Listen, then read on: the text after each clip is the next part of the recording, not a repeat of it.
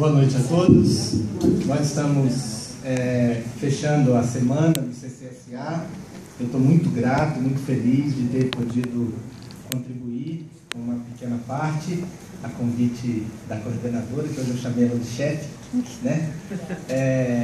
E poder a gente ter caminhado com esse tema que nós vimos. Então, eu quero só apresentar para vocês o resumo de tudo que nós falamos essa semana e, no fim, encerrar com uma oração. Então, nós escolhemos esse tema, atitudes e influência de personagens bíblicos, pensando no aspecto pessoal, individual, do enfrentamento dos desafios contemporâneos. Nós começamos com a genealogia de Jesus, que é um grupo, 3 grupos de famílias contados de 14 em 14 no Evangelho de Mateus, e a gente falou sobre o grupo vitorioso. Todos querem fazer parte de um grande time. Time é sempre um time e não se perde sozinho ou não se ganha sozinho. Mas é importante ter o nosso nome lembrado naquele grupo. No primeiro dia ainda à noite nós falamos sobre o personagem Noé e lembramos que o trabalho ele parte de uma missão que você recebe. Às vezes você nem sabe disso. Mais tarde você se vê cumprindo uma missão. Noé se manteve justo e íntegro no meio de uma nação corrompida. Ele resolveu não ouvir a voz da corrupção e foi alguém que andou com Deus. E na visão dele, o trabalho é uma parceria com Deus para melhorar a vida das pessoas. Essa é a visão também do trabalho, segundo o que nós cremos. Depois falamos sobre o Abraão, num episódio da vida dele em que ele está enfrentando mudanças e tem que recomeçar depois de uma séria ruptura, algo que acontece também nas nossas vidas. E ele tem o desafio de ter grandes visões, de ter sonhos, mas também muito trabalho e determinação para cumprir o que a sua visão, o seu sonho queria. E a primeira coisa que ele faz no momento de mudança é fazer um culto ao Senhor. Depois nós vimos o Jacó, e pensando na vida pessoal, que não tem muita separação.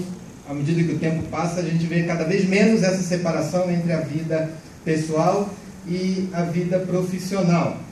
Jacó foi uma pessoa que caminhou por um tempo em consequência dos seus erros, mas buscou a bênção de Deus com uma luta, com um homem, com um anjo, e antes de resolver os seus problemas familiares, problemas pessoais, problemas de carreira, ele resolve primeiro o seu problema com Deus.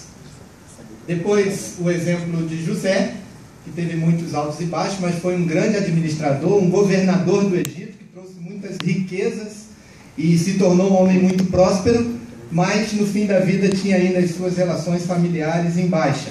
Mas assumiu uma postura diante de Deus de ser generoso com seus irmãos e de escolher o perdão ao invés da amargura e da vingança. Depois, em Moisés, nós discutimos um pouco sobre a maturidade. Quando é que a gente está pronto? É depois de uma grande formação acadêmica ou ainda falta alguma coisa? O exemplo de Noé, com 40 anos, ele se viu ali meio perdido porque ainda se via imaturo. Passou mais 40 anos no deserto, na vida real, e complementou a sua formação. Teve que aprender a humildade que a vida ensina para a gente, que às vezes o banco da universidade não ensina. E por último nós falamos do Davi,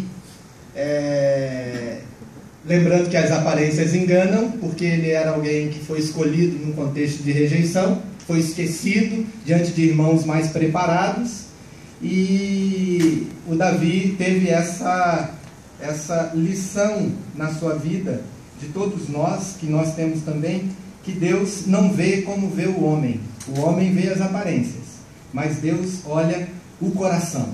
E às vezes é mais prudente a gente seguir o que está no nosso coração, mantermos-nos quem somos, sabendo que isso é valorizado pelo Senhor. Não podemos acreditar nas aparências, nem nas de muito sucesso e nem nas de muito fracasso. Vimos também como ele enfrentou o gigante e também padrões para nós, para a gente enfrentar os nossos gigantes. E qualquer trabalho que a gente faça, dependendo do nosso coração, a gente pode estar fazendo um trabalho de um rei. E eu termino essa semana de devocional com uma outra pessoa que talvez vocês não tenham ouvido falar jamais o nome dele, a não ser que eu tenha falado aqui nessa tribuna, né? Por quê? Porque esse personagem chamado Jabes, ele é um personagem que une todos os outros, ou ele tem algo que todos os outros também têm, e ele nos ensina a disciplina da oração. Por ele ser uma pessoa, nós também somos pessoas. Essas pessoas humanas que nós vimos aqui, embora de grande destaque e influência, são pessoas com as mesmas circunstâncias que nós. E é bom a gente ter um nome desconhecido, porque aí a gente se inclui, né? Se comparar com Davi, com o rei, não dá muito, né? Mas com alguém que a gente não conhece dá, né? E a oração do Jabes é a oração que eu fiz pela manhã, pelo turno da manhã, e a mesma oração que eu faço por todos nós, porque realmente nós tivemos uma semana muito abençoada aqui. Tivemos uma semana diferenciada, com muitos recursos, e talvez alguns alunos, alguns de nós, terão a sua carreira e vida transformadas por coisas que ouviram aqui, né? Mas o ensino do Jabes e a oração dele mostra para nós que a oração é algo em que nós buscamos uma ajuda que não vem de nós mesmos. É algo que nós buscamos além de nós. E o Jabes teve uma história de superação enorme. A sua mãe colocou esse nome nele porque disse: com dores dei à luz. Jabes significa dor. Então imagina você caminhar na vida com um nome que significa desgraça ou tristeza, né? Seu primeiro dia na escola vai ser um barato, né? O professor vai fazer sua chamada todos os dias e você vai lembrar que a sua história foi uma história que foi criada para ser derrotado.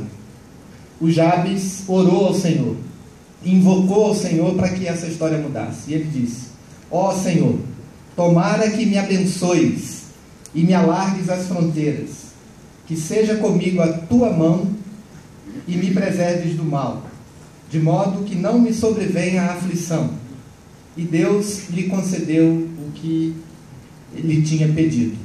Algo incomum que há em todos aqueles personagens é que eles faziam oração. E eu deixo a minha oração por vocês exatamente como a oração de Jabes. Que o Senhor abençoe a cada um de vocês. Que vocês sejam felizes. Que a vida dê certo para vocês. Que a bênção do Senhor esteja sobre vocês e vocês tenham as fronteiras alargadas. Vá para onde vocês nem imaginavam. E que os caminhos se abram de tal forma que você olhe para trás e fala: puxa vida, Deus foi generoso comigo, como a Camila falou hoje aqui cedo, né? E que essas fronteiras sejam alargadas pelo Senhor. O Fê Paz disse aqui que no desafio novo dele era para trabalhar muito e ganhar pouco. Então, em momentos que a gente tem essa coragem, a gente precisa de oração para pedir: Senhor, que o Senhor me alargue as fronteiras, mas que o Senhor também preserve você do mal, porque a linha entre o bem e o mal é muito tênue e a gente não sabe. A gente não sabe qual é a hora de parar, qual é a hora de ganhar mais, qual é a hora de ganhar menos, e quando a conta fecha ou não. A conta da família, com a conta do trabalho, do tempo, do dinheiro, dos investimentos e assim por diante. Que Deus preserve a cada um de vocês do mal, de modo que vocês sejam protegidos para que os sofrimentos inerentes à vida não façam vocês sucumbirem, não derrotem a gente, de modo que não vejamos a aflição. Quando a gente tem que enfrentar um câncer de um familiar, a gente não consegue forças numa mesa de uma feira internacional onde a gente fecha 40 negócios de 3 milhões de dólares. A gente encontra força para enfrentar isso em outro lugar. É no quarto de oração. E a oração de Jabes, ela pede a Deus: Senhor, que o Senhor seja bonzinho aí, não deixa eu sofrer tanto. E se eu tiver que sofrer, que eu não seja derrotado, que eu tenha enfrentamento, que eu tenha força para superar. A melhor parte dessa oração, por isso que eu escolhi ela para fechar, é que Deus atendeu o que ele pediu, né? Uma vez o Senhor Jesus disse para os discípulos dele assim: vocês não estão tendo resposta nas orações porque vocês estão pedindo mal. Então, tem um exemplo aqui de como a gente pedir bem. Então, que o Senhor abençoe a cada um de nós e que a gente receba essa bênção por toda a nossa vida, em todas as circunstâncias que nós precisarmos. Essa é a minha oração hoje e sempre. Amém.